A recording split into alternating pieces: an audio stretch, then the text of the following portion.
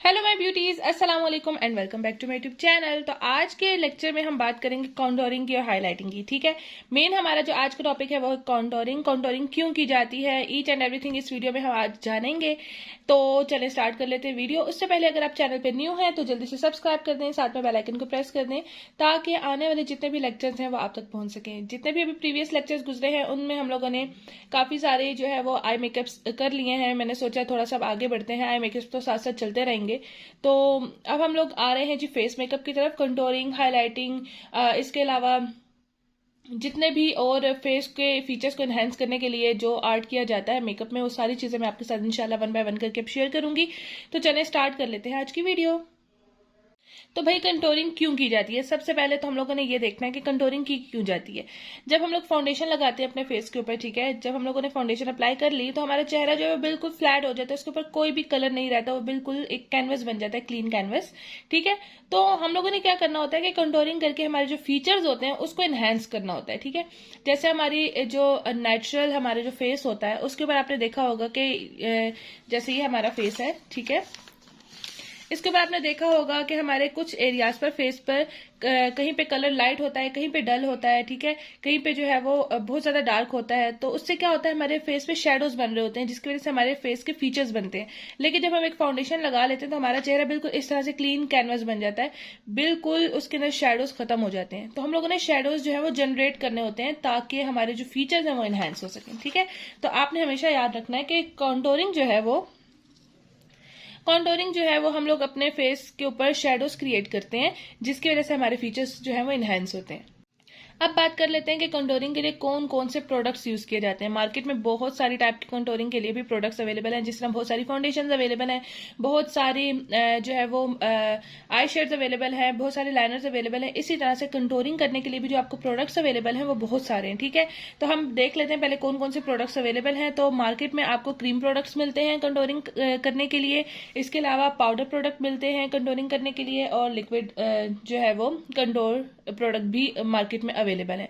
अब ये कौन कौन से होते हैं साथ में मैं पिक्चर्स लगाती जाऊंगी ताकि आपको आइडिया होता जाए, और मैं कुछ जो प्रोडक्ट्स हैं वो आपके सामने आपको दिखा भी देती हूँ कि क्रीम प्रोडक्ट्स किस तरह के होते हैं, और लिक्विड प्रोडक्ट किस तरह से होते हैं, और पाउडर प्रोडक्ट्स किस लिए होते हैं, ठीक है, किस तरह के होते हैं, ये सारी चीजें मैं आपको बताऊंगी। उससे पहले हमारे लिए ये जानना बहुत ज्यादा जरूरी है कि जो क्रीम प्रोडक्ट्स होते हैं ना, आपने हमेशा रखना है जब भी आपने क्रीम कॉन्टोर करना है तो वो आपने फेस पाउडर लगाने से पहले पहले कर लेना है।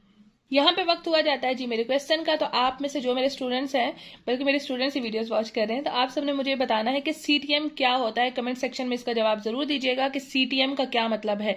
ठीक है, तो मैं आपको बताती थी क्रीम प्रोडक्ट्स के बारे में। तो क्रीम प्रोडक्ट्स जो है आपने हमेशा फेस पाउडर अप्लाई करने से पहले ही अप्लाई करने। अगर आपने फेस पाउडर अप्लाई कर लिया उसके बाद जो है वो आप अप्लाई कर रहे हो कोई भी क्रीम प्रोडक्ट, तो आपका क्या होगा कि वो क्रीम प्रोडक्ट जो है पाउडर के ऊपर बिल्कुल जम जाएगा। ठीक है, उसको ब्लेंड करना नामुमकिन ही, आप ये समझ लें। ठीक है, इसके अलावा जी जो हमारे पास पाउडर प्रोडक्ट होते हैं वो हमेशा फेस पाउडर अप्लाई करने के बाद हमने लगाने होते हैं। और उसके बाद आ जाती है जी लिक्विड कंटोर। तो लिक्विड कंटोर जो है वो भी आपने फेस पाउडर से पहले ही लगाना है, वो एक क्रीम कंटोर की ही एक टाइप होती है। ठीक है, अब मैं आपको दिखा देती हूँ कि किस तरह के होते हैं प्रोडक्ट्स। तो सबसे पहले क्रीम प्रोडक्ट मैं आपको दिखा देती हूँ। तो ये है हमारे पास जी ब्यूटीफाई बाय आमना का क्रीम कॉन्टोर, और इसका नाम है जी टैन बोन। ठीक है, मैं ओपन करके आपको दिखाती हूँ, इसका आप कलर देख लो, इस तरह से इसका कलर है। और इसके अलावा जो है मेरे पास अवेलेबल है यहाँ पर ग्लैम गर्ल बाय महविश का, आप देख सकते हो। ये पैलेट मैं आपके साथ ऑलरेडी शेयर कर चुकी हूँ जिससे मैं कंसीलर यूज करती हूँ। इसके अंदर ये शेड देख लो, ये शेड इसकी निस्बत थोड़ा सा डार्क है, आप देखो। ठीक है, नेक्स्ट मैं आपको एक और शेड दिखाती हूँ, दिस वन। आप देखो ये वाला शेड जो है बाकी इन दोनों शेड से डार्क है मिड में। ठीक है, तो आप देख सकते हो कि हमारे पास शेड्स में भी काफी सारी वैरायटी अवेलेबल होती है। तो अगर किसी इंसान का कलर फेयर है तो आपने उस पर ये वाला जो है वो शेड अप्लाई करना है। ठीक है, लाइट शेड अप्लाई करना है। अगर मीडियम है तो आप ये वाला शेड अप्लाई कर सकते हो। ठीक है, और फिर अगर ज्यादा डार्क कलर है किसी बंदी का, किसी आपके क्लाइंट का, तो आप ये वाला कलर इस्तेमाल कर सकते हो। अब बात कर लेते हैं जी कुछ पाउडर प्रोडक्ट्स के बारे में। तो आप ये देखें, मैं आपको दिखाती हूँ, पाउडर प्रोडक्ट्स इस तरह से होते हैं, जैसे हमारे पास फेस पाउडर होता है उसी तरह से होता है, और ये एक ही पैलेट में आपके साथ शेयर कर रही हूँ। आप देख सकते हो इसमें काफी सारे शेड्स अवेलेबल हैं, लाइट टू डार्क, काफी सारे शेड्स इसके अंदर अवेलेबल हैं। और आप इसको जो है वो प्रोफेशनल यूज के लिए भी बाय कर सकते हो। बहुत अच्छा है, बहुत ज्यादा अच्छी तरह से और जल्दी ब्लेंड हो जाता है। ठीक है, तो इस तरह से होते हैं पाउडर प्रोडक्ट्स। और लिक्विड प्रोडक्ट्स में आप देख लो कि एलए गर्ल के जो प्रोडक्ट्स हैं, एलए गर्ल के जो कंसीलर्स हैं, उनको एज अ लिक्विड आप यूज कर सकते हो कॉन्टोर के। इसके अलावा कौन कौन से प्रोडक्ट्स होते हैं तो वो मैं आपको रेकमेंड कर देती हूँ, जो आप बाय कर सकते हो। ठीक है, आप अपने प्रोफेशनल यूज के लिए भी बाय कर सकते हो, पर्सनल यूज के लिए भी आपको जो सूट करता है आप वो बाय कर सकते हो। ठीक है, तो सबसे पहले क्रीम प्रोडक्ट्स की बात कर लेते हैं। क्रीम प्रोडक्ट्स में जो है वो आप काशिस का बाय कर सकते हो क्रीम प्रोडक्ट में। ठीक है, बहुत अच्छा है, अफोर्डेबल नहीं है, बहुत अच्छा है, आप इसको प्रोफेशनल यूज के लिए बाय कर सकते हो। ब्यूटीफाई बाय आमना का जो भी मैंने आपको दिखाया था, ये टैन बोन साथ में पिक्चर्स भी लगाती जा रही हूँ। ये टैन बोन जो है ये भी बहुत अच्छा है, इसको आप बाय कर सकते हो। ठीक है, इसके अलावा आप मेकअप फॉरएवर का पैलेट बाय कर सकते हो, फुल पैलेट है। यहाँ पिक्चर देखें साइड पे लगी हुई है, इसीलिए मैंने आपको पिक्चर्स दिखाई हैं ताकि आपको आइडिया हो सके कि मैं कौन से प्रोडक्ट की बात कर रही हूँ। तो ये जो मेकअप फॉरएवर का जो पैलेट है, इसके अंदर आप देखो ये बेसिकली फाउंडेशन है, लाइट टू डार्क शेड सारे इसके अंदर अवेलेबल हैं। आप जो है इसको मिक्स एंड मैच करके जो अपने क्लाइंट्स पे यूज कर सकते हो। ठीक है, नेक्स्ट आ जाते हैं जी पाउडर प्रोडक्ट्स की तरफ। तो पाउडर प्रोडक्ट्स में आप काशिस का यूज कर सकते हो, क्रिस्टीन का यूज कर सकते हो, मिस रोज का यूज कर सकते हो। क्रिस्टीन की जगह अगर आप मिस रोज का यूज करते हो तो दोनों एक दूसरे का ड्यूप है। इसमें काफी सारे शेड्स अवेलेबल हैं, आप आराम से बाय कर सकते हो। ठीक है, पिक्चर्स में साथ साथ लगाती जाऊंगी। नेक्स्ट अगर लिक्विड में आते हो तो लिक्विड में आप जो है वो एलए गर्ल के लिक्विड कंसीलर्स बाय कर सकते हो।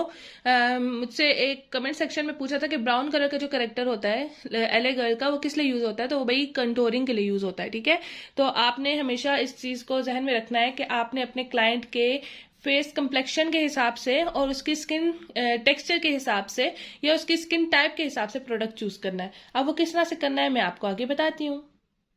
अच्छा, एक बहुत ही ज्यादा इंपॉर्टेंट बात मैं आपके साथ शेयर करती चलूं कि कुछ ब्लश पैलेट्स के अंदर इस तरह के शेड्स होते हैं जो कि ब्राउन में होते हैं। ठीक है, तो आप देख सकते हो कि इन ब्राउन शेड्स में और इन ब्राउन शेड्स में जमीन और आसमान का फर्क है। आपने ये वाले शेड्स कभी भी कंटोरिंग के लिए यूज नहीं करने, आपने इस तरह के शेड्स यूज करने हैं। ठीक है, और हमेशा एक चीज को आपने जहन में रखना है कंटोरिंग पाउडर खरीदते हुए कि आपका जो कंटोर है वो बिल्कुल मैट होना चाहिए। ठीक है, कभी भी शाइनी शेड आप यूज नहीं करोगे, हमेशा मैट शेड यूज करोगे कंटोरिंग करने के लिए, क्योंकि बेसिकली हमने शेडो क्रिएट करने हैं। अच्छा, क्रिएट किस तरह से करने हैं, कंटोरिंग किस तरह से करनी है, सब कुछ मैंने डिटेल से वीडियो में आगे बताया है, तो बिल्कुल भी वीडियो को स्किप नहीं करना आपने। तो अब बात कर लेते हैं जी टूल्स की कि कौन से ब्रशेस हमने यूज करने हैं। तो ये 3 ब्रशेस आपके पास मस्ट होने चाहिए ब्लेंडिंग करने के लिए। सबसे पहला ब्रश जो है वो देखें आप, ये देखें, ये हमारे पास काफी डेंस है और एंगल ब्रश है। मैंने आपके साथ जो है वो ब्रशेस वाले लेक्चर में शेयर किया था कि इस तरह का जो ब्रश है वो यूज होता है कंटोरिंग करने के लिए। अगर आपने वो वीडियो नहीं देखी है तो लाजमी पिछले लेक्चर्स देख लें, क्योंकि हर पिछला लेक्चर अगले लेक्चर से कनेक्टेड है। ठीक है, तो आप ये देख लें कि ये वाला जो ब्रश है वो कंटोरिंग के लिए यूज होता है। ठीक है, अगर आपके पास ये वाला ब्रश नहीं है तो फिर आप ये वाला सिंपल ब्रश लोगे और इसको थोड़ा सा ऐसे प्रेस करके यूज करोगे तो आप ये देखो कि ये भी डेंस हो जाएगा। ठीक है, इसको भी आप यूज कर सकते हो। नेक्स्ट आप जो है वो कंटोरिंग के लिए इस तरह का ब्रश भी यूज कर सकते हो। ये जो ब्रश है वो स्पेशली आपने नोज की कंटोरिंग के लिए यूज करना है, क्योंकि इसका एक तो फैलाव कम है, इसके अलावा ये फ्लफी भी है, एंगल भी है, तो इससे अच्छे से आप ब्लेंडिंग कर सकते हो। इससे आपका कलर जो है वो बिल्कुल जमेगा नहीं एक जगह पे, बल्कि अच्छी तरह से स्प्रेड होगा और आपने उसकी कंटोरिंग करनी है। ठीक है, तो अब बात करते हैं जी कौन से शेड पे हमने कौन सा कलर यूज करना है कंटोरिंग करने के लिए। बेसिकली मैंने आपको बताया ना कि जो हम कंटोरिंग है वो इसलिए करते हैं ताकि हमारे जो नेचुरल फीचर्स हैं वो इनहेंस हो सकें, या फिर किसी के अगर फीचर्स जो है हम लोगों ने इनहेंस करने हैं। जैसे अगर किसी का फेस चबी है तो उसको हम लोगों ने स्लिम दिखाना है, अगर किसी का फेस स्क्वायर है तो उसको ओवल दिखाना है। ठीक है, या फिर अगर किसी की नोज जो है वो काफी वाइड है उसको हमने स्लिम दिखाना है। तो इन सब मकासद को हासिल करने के लिए एज अ आर्ट मेकअप, मैंने आपको बताया था कि मेकअप जो है वो एक आर्ट है, तो आपने क्या करना है कि आपने कंटोरिंग करनी है। अब कंटोरिंग आपने ऐसे शेड से करनी है कि जस्ट आपके फेस के ऊपर एक शेडो क्रिएट हो जाए, ना कि वो बहुत ज्यादा अजीब सा लगे। आपने देखा होगा हमारे नेचुरल फीचर जो अगर आप देखो मिरर में देखो तो आपको अपने फेस पे कुछ एरियाज लाइट नजर आएंगे, कुछ डार्क नजर आएंगे। तो वो जो डार्क एरियाज है उनको एनहेंस करने के लिए हम लोगों ने जो है ना वो कंटोरिंग करनी होती है।